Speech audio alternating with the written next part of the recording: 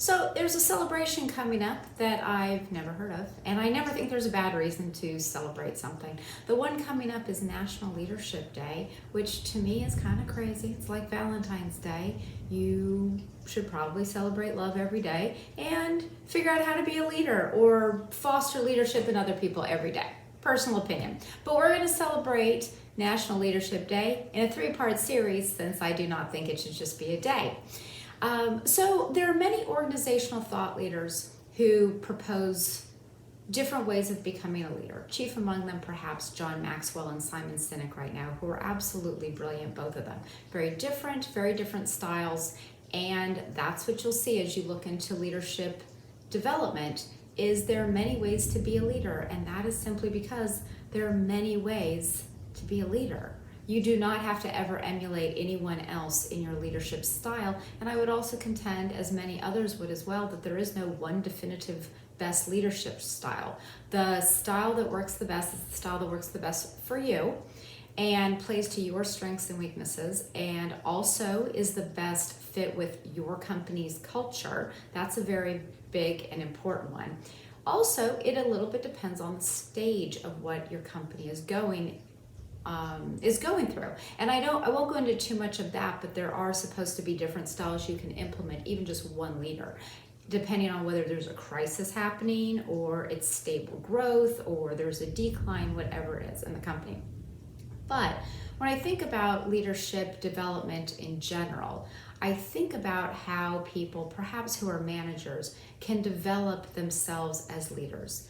Now, anyone can be a leader, and that is perhaps the absolutely most beautiful thing to me about leadership development is you can teach leadership skills to your teenagers, your friends, your colleagues, your people you're in a group with somewhere, any place, because anybody can take this on. And to me, some of the things I realized as I was planning for this that I think about the most when I talk to people is just some really key steps. And they are, the first is setting expectations. The second is providing quality feedback.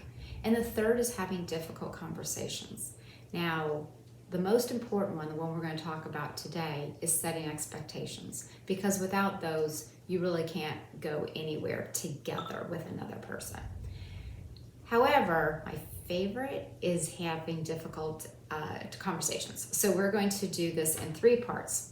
So today with setting expectations, this is not going to be a surprise to you either, except that people are not mind readers. Now, perhaps you think that they are, but they're not. And if you've ever been in a long-term relationship, even a short-term relationship, like just meeting someone for the first time, and if you've ever seen an opera, you will know that any sort of misunderstanding can go terribly, horribly wrong. Terribly, horribly wrong. What we want to do is avoid anything ever going terribly, horribly wrong that we can control.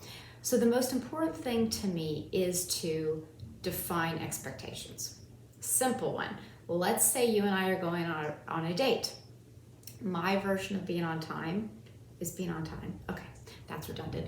And my version of being on time is that you show up maybe at the time of the day, maybe a couple minutes early.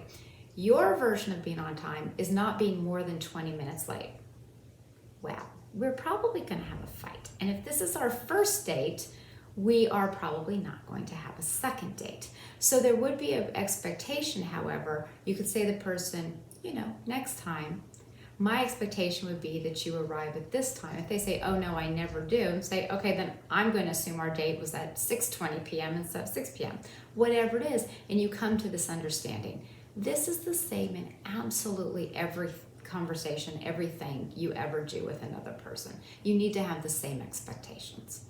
So I see managers make the mistake of not having strong expectations when they forget, for example, how hard it was for them to learn a job, what processes they had to go through to learn their job, and things like that. But to me, a leader is different than this. A leader is really a mentor. And again, this is why a leader can be anybody, everybody. It should be everybody, and everybody is probably a leader in some way. But if you think of a leader as being a mentor, then some of the things you'll recognize is that you want to help the person grow. So every conversation with another person always gives them the benefit of the doubt that they are doing the best they can, and some misunderstanding has happened in some way. They misunderstood the directions, you didn't say them well. There's never any blame to begin with. That is always something that I would say as a leader. There's never any blame. And you see a lot of managers sometimes can blame people for things, or just people in general, blame their colleagues. There's no reason to blame. I really never meet anybody, I can't say never, but I really don't meet anybody who doesn't try to do their best. It's just our version of what is right or how to interpret a sentence can be very different. So a mentor is going to go in with the assumption that the person tried their best and there was a misunderstanding somewhere. I'd also say a mentor is going to give very specific feedback to someone about what they did well. Saying, hey, great job is helpful, it's nice, people like it, but more meaningful is, you did a great job. I like the way you laid out your points when you presented them, and also the format of your PowerPoint was really spot on. I thought it was catchy and it wasn't boring at all. I really liked your talk. Those are very specific things. So now they remember, of all the things that they put into the presentation they did, you appreciated these 2 things, these 3 things, whatever it ends up being, very specifically. And that is much more valuable in terms of mentoring someone. Also, you would then give very specific negative feedback, which is also important. I hated your presentation. First of all, I can't even imagine saying that to someone, but I hated your presentation is not that helpful. You know, what was the part you hated specifically? It would probably be better to say to the person, to be their mentor, I thought your presentation had some really quality points. I found that you spoke a little too quietly and slowly, and maybe people were tuning out because they were getting bored. Your content was great, but I think your delivery could use some peppiness and up. Something like that, right? So that you can help guide someone to what they could do better. I would say also a mentor is demonstrating the company's values or the community group's values, whatever it is, in everything that they do. You know, companies have it a little easier in this regard where they'll say these are our core values. Sorry, we call them fundamentals in our company. These are our 4 values, and they are blank, and so I'm living by them. It's also a great way to give feedback. Let's say that one of your company's values is to respect other people. Then you could say, one of my favorite things, honestly, is that you are always on time for every meeting. I've never seen you be late. That is so respectful of other people's time. You've thrown in a company value and thus supported the company's values very obviously while giving good feedback. So these are some of my favorites. The last one I would say is showing the vision as much as you can. This one's a little bit harder, but if you're going to lead people, they need to know where they're being led to.